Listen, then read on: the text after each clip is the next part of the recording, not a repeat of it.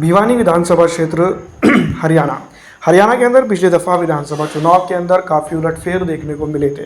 दोस्तों मैं आपको बता दूं कि 47.40% के साथ भारतीय जनता पार्टी ने जीत दर्ज की थी, जो 61,704 वोट होते हैं। मैं आपको बता दूं घनश्याम सराफ यहाँ पर दोस्तों जीत दर्ज करने में कामयाब हुए थे। वहीं भारतीय राष्ट्रीय कांग्रेस पार्टी तीसरे नंबर पर चली गई थी, जो 18,682 वोट हासिल करके त्रिकोणीय मुकाबले में अपना योगदान दी थी। जेजेपी की अगर हम बात करें तो 33,820 वोट हासिल करके वो सेकंड नंबर की पोजीशन पे बनी रही थी। इस बार विधानसभा चुनाव के अंदर अगर हम बात करें तो भिवानी के अंदर कई एक मुद्दे सामने खड़े हुए नजर आते हैं। क्या भिवानी के अंदर जो है तो जनता को टैकल करने में या जनता को अपने साथ मिलाने में भारतीय जनता पार्टी कामयाब होगी या कांग्रेस अपना स्तर को बरतर करके जीत की तरफ जा पाएगी? ये कई सवाल है जिसको लेकर जो है तो भारतीय जनता पार्टी के सामने कई चीज़ें उभर के आती है। भिवानी विधानसभा क्षेत्र की अगर हम बात करें तो मैं आपको बता दूं कि जनता के सामने जो सबसे इम्पोर्टेंट बात है वो रोजगारी का मामला है।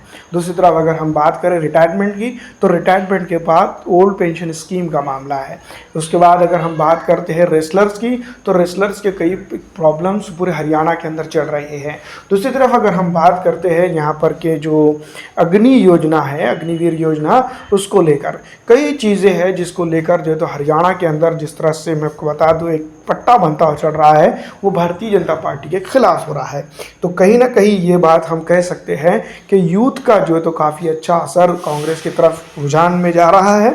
लेकिन ज़रूरी ये बात को भी ध्यान में रखना है कि पिछले 4 साल के अंदर जिस तरह से जेजेपी और कांग्रेस की सरकार जो तो हरियाणा के अंदर चली है, उस दौरान कई एक मुद्दे ऐसे हैं जिसके बाद जो है तो हरियाणा के अंदर भारतीय जनता पार्टी का वापसी करना नामुमकिन सा लग रहा है। जिस तरह से मुसलमानों के मामले हैं, गौरक्षा का मामला है और बहुत सारी चीज़ें हैं जिसके ऊपर जो है तो जनता नाराज़ है। और ये नाराज़गी अगर वोटिंग में परिवर्तित हो जाती है तो किसी न किसी तरीके से भारतीय जनता पार्टी को यहाँ पर बड़ी मुश्किल स्थापित हो सकती है और भारी मुश्किल में भारतीय जनता पार्टी यहाँ जा सकती है।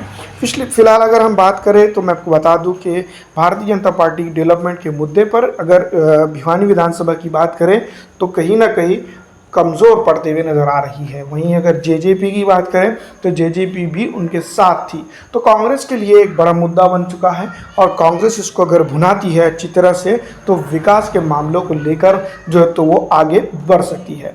कई एक चीज़ें हैं जिसको लेकर जो है तो यहाँ पर सोचने और समझने की सख्त ज़रूरत है, जिसके चलते मैं आपको बता दूं कि इस बार भारतीय जनता पार्टी को काफ़ी नुकसान हो सकता है। यहाँ पर अगर हम बात करें तो यहाँ पर कांग्रेस की तो कांग्रेस के भी सामने कई एक चीज़ें हैं जिसको लेकर कांग्रेस को समझना होगा, अंदरूनी गठबंधन को मजबूत करना होगा, इसके बाद वो जीत दर्ज कर सकती है। फिलहाल इस वीडियो में इतना ही दोस्तों।